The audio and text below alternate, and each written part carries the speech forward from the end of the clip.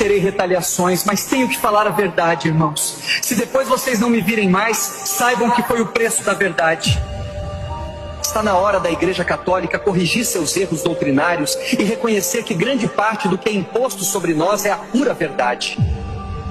Dizemos, como defesa, que não praticamos a idolatria, apenas veneramos imagens, mas essa não é a verdade. Nos curvamos e falamos com estátuas e imagens, sim. Ensinamos a mediação através dos santos apóstolos e santos canonizados, quando a Bíblia nos diz que só há um mediador entre Deus e os homens, Jesus. Leiam 1 Timóteo 2, versículo 5. Nosso maior erro é não orientar vocês a lerem e estudarem as Escrituras.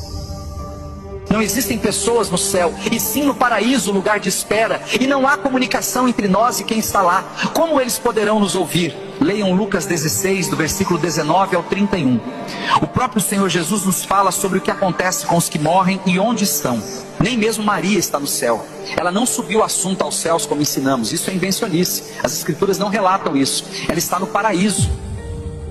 O Evangelho de São João, capítulo 3, versículo 13, afirma que ninguém subiu ao céu, a não ser o que desceu, que foi o Senhor Jesus Cristo. Maria não pode rogar por nós, nem agora, nem na hora de nossa morte. Primeiro, que a onisciência é um atributo de Deus. Ela não poderia nem sequer ouvir as orações. Irmãos, Maria é bem-aventurada por ter sido o canal que trouxe o Salvador ao mundo, mas isso não faz dela uma deusa.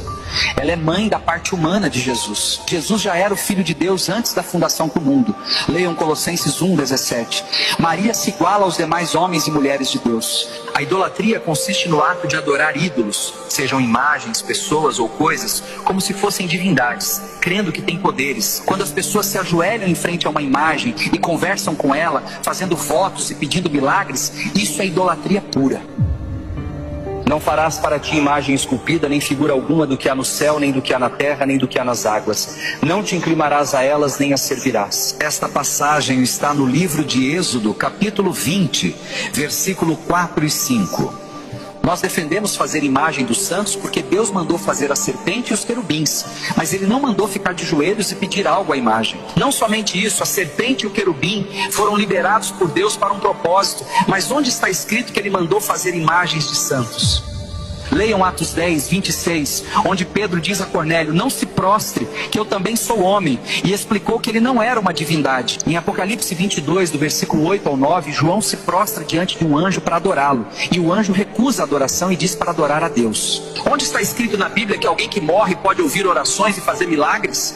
Está na hora de acordar, irmãos. Isso já foi longe demais.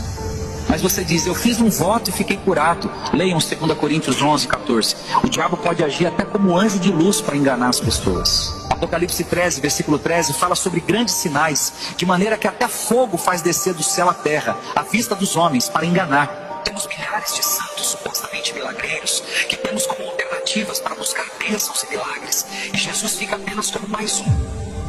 Hoje eu entendo que o objetivo do pai da mentira, que é o diabo, é colocar coisas e pessoas no lugar de Jesus, para que ele seja completamente substituído. Hoje cada cidade tem um padroeiro, e padroeiro significa protetor. Onde está na Bíblia que pessoas que morreram podem proteger ninguém, gente? Temos um santo para cada problema, de santo oculista a santo casamenteiro. Para tudo tem um santo. Que diferença há das religiões pagãs que tinham vários deuses, como o Egito? Aí vem o mais absurdo: colocamos Maria como advogada, medianeira e mãe de Deus. Isso é heresia e blasfêmia, irmãos. Leiam a Bíblia. Temos um advogado para com o Pai, Jesus Cristo, o justo. Não é Maria, é Jesus.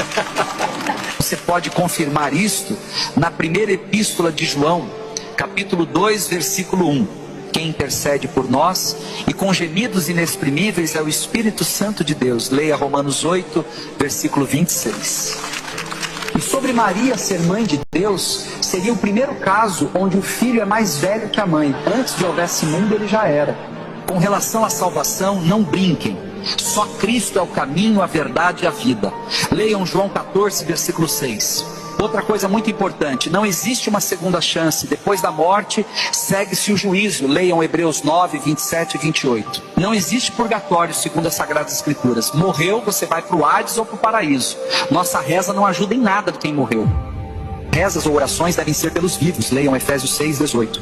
Não é bíblico orar por mortos ou se dirigir em oração a outro que não seja o Pai, o Filho ou o Espírito Santo. Da mesma forma, acender velas ou fazer preces e missas para quem morreu não vai mudar nada no julgamento de Deus. Ore pelos vivos.